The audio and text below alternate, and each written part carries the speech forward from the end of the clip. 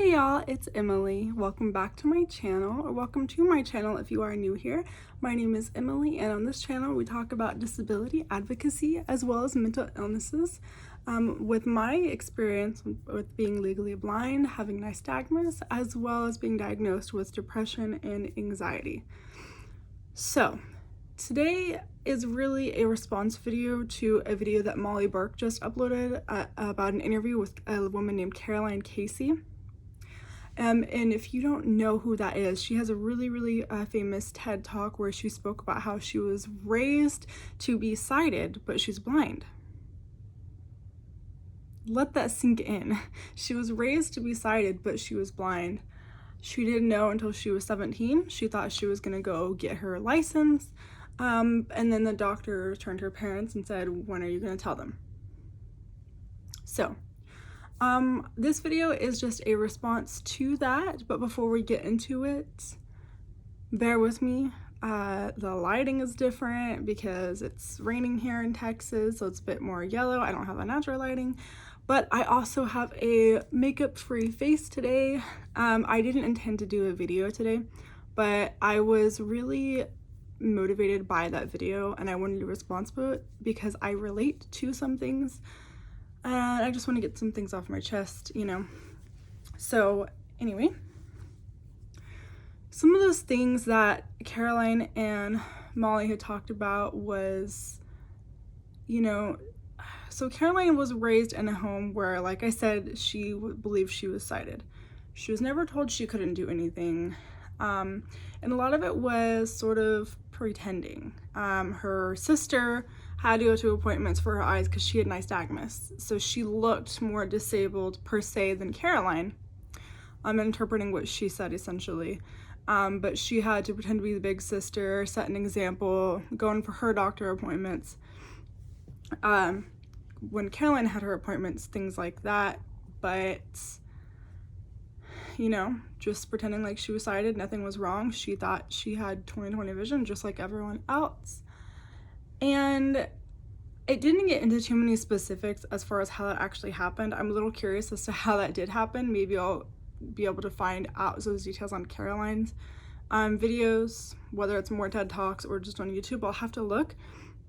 But I will say this, I was raised in a home where we knew my diagnosis, but my parents never told me there was anything I couldn't do, except for sports. That will be a separate video. But they always, like, if I wanted to do something, they encouraged me. I was in dance. I eventually quit dance because one of the things in ballet is you have to pick something on the wall. Let's say this picture frame, spot it, like stare at it, so that when you spin, you keep your eye on it.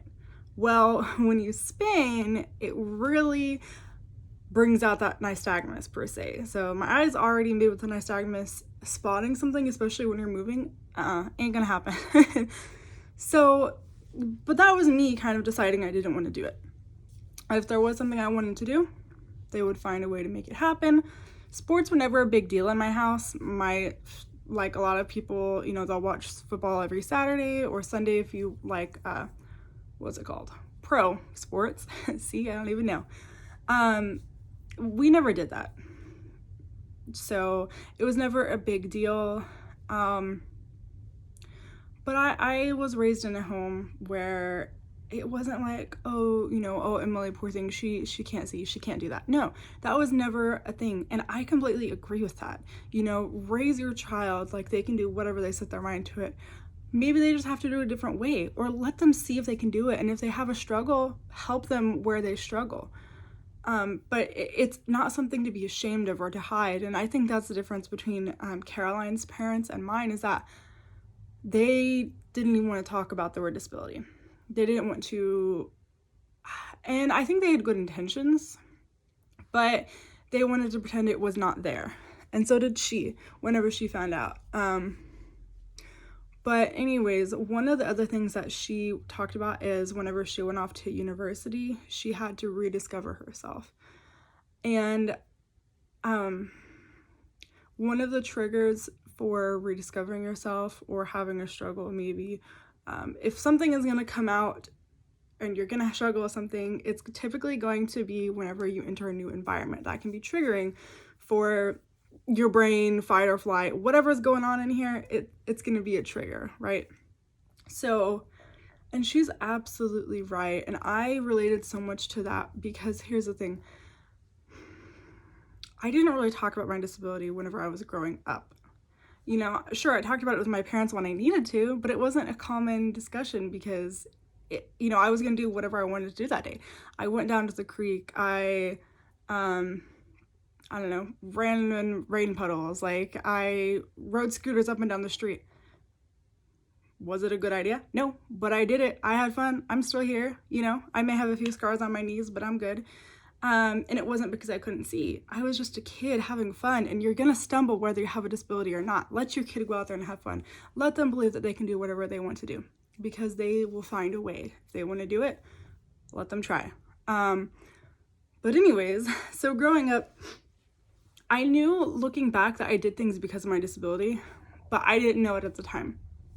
Like, I know whenever we would go places and crowds, my sisters or my friends were running off with their friends, right? But I would always hang around my mom.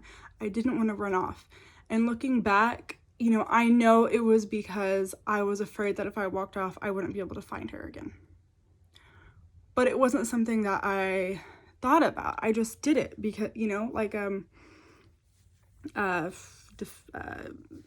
whatever, it was a defense mechanism in my head. I created that response to that fear or that anxiety that I experienced as a child.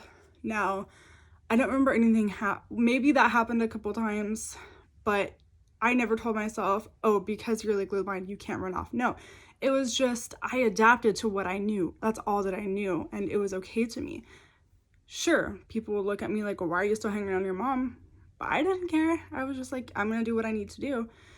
So, and then whenever we were out in public places and let's say I needed to go to the restroom, well, and I still do this to this day, if I don't know where the restroom is, I'm probably not going to go. Chili's, I know where it is. It's by the bar. Starbucks, it's always in the same place. McDonald's, it's always in the same place. But what my mom would do, and my dad too, like any of them would do, if I needed to use the restroom, they would say, okay, look up. There is a lit up exit sign. Go under that, take a left. It's going to be your first door on your left. They would point out things that I could see and then say, okay, from here, go here based on what I could see, 10 feet ahead of me or 20 feet. So those were tools or things that they did to help me along the way to not point out, hey, you have a disability, I need to do this. They never told me that. They just did it.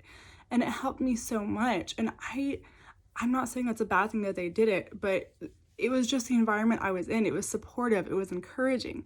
I had so much support. And for that, I'm so thankful.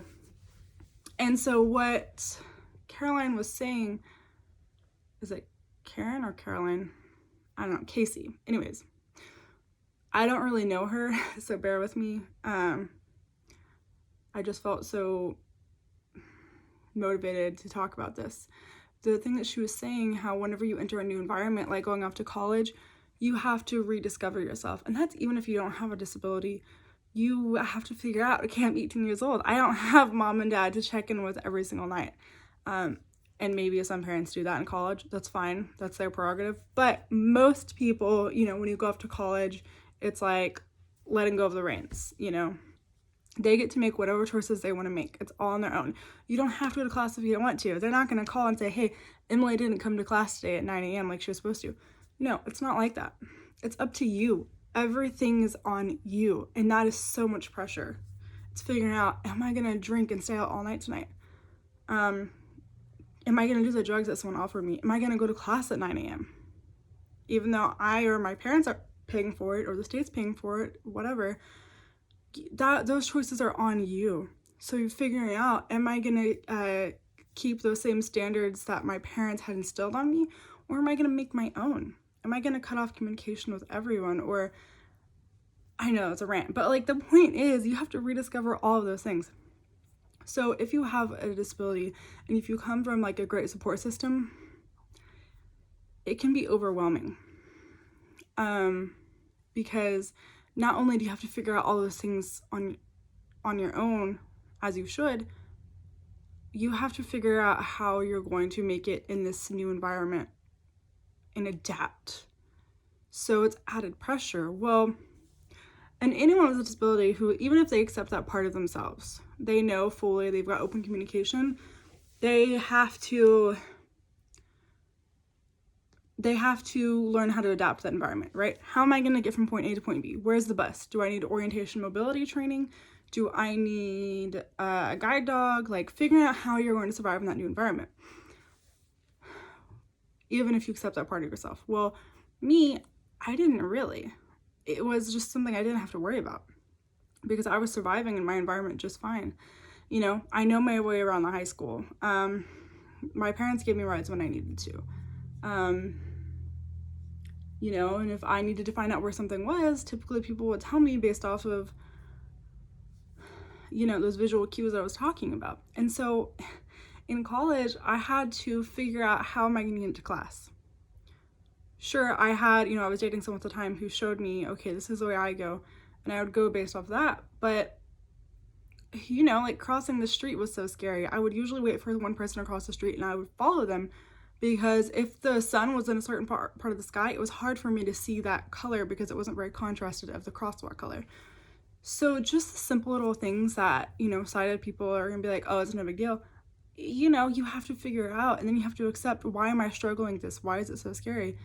Because I tried to push down that part of myself for so long, like it didn't matter. I didn't have to talk about it. I didn't have to. And now I had to be my biggest advocate. And that's why I talk so much about that. That's why I write so much about it on The Mighty. I've been featured on Love What Matters, because it's a way that I'm processing all of this. And I've had so many people who are close to me say, like, well, you're talking about your disability too much. It's because I'm processing. I'm on this journey, because growing up, it didn't matter. You know, my parents, I've talked to them about, you know, my upbringing and more about my disability and their thoughts on it, and all the things that I didn't talk about a long time ago, I've talked about with them. And, you know, my mom said, I never told these friends, I never told these people, I don't know how they found out. It just wasn't necessary. I was doing just fine, and it wasn't because we were ashamed. You know, it was whoever needed to know, or whoever was closest, they can know, that's fine. And so as an adult, I had to learn to accept that part of myself. You know, I didn't tell my best friend until college, I want to say. And there were times, you know, she was in the band in high school, and I would go to football games and she would be trying to get my attention, yelling to me from the stands. And because I knew she was too far for me to see, I would ignore her. And she was hurt by that. But I didn't want to talk about it. So now as an adult, like, I have all these memories in my head, like, oh man, I should have just talked to people about it. It was nothing to be ashamed of. It doesn't define me, but it is a part of me that kind of causes me to do certain things that I do, and gives reasoning for those things. And I've told my best friend that now, but I wish that I had accepted that part of myself then, because then I wouldn't have struggled so hard in college. I wouldn't have had such a high depression my freshman year, where I couldn't even get out of bed, for so long. And there was a time where I felt so much shame in myself that I let people take advantage of me. And I tried to, I don't know, I could go on that forever, but what I'm getting at is, this is part of the reason why I'm such an advocate, is because if I had accepted this part of myself from a younger age, I wouldn't have struggled so much in college and had the experiences that I had, where not only was I trying to find my place in this world as an adult, I was trying to accept that part of myself. Because once you do, you can be free. Honestly, this is so freeing for me to talk about now. And my goal is that we talk about this at a younger age,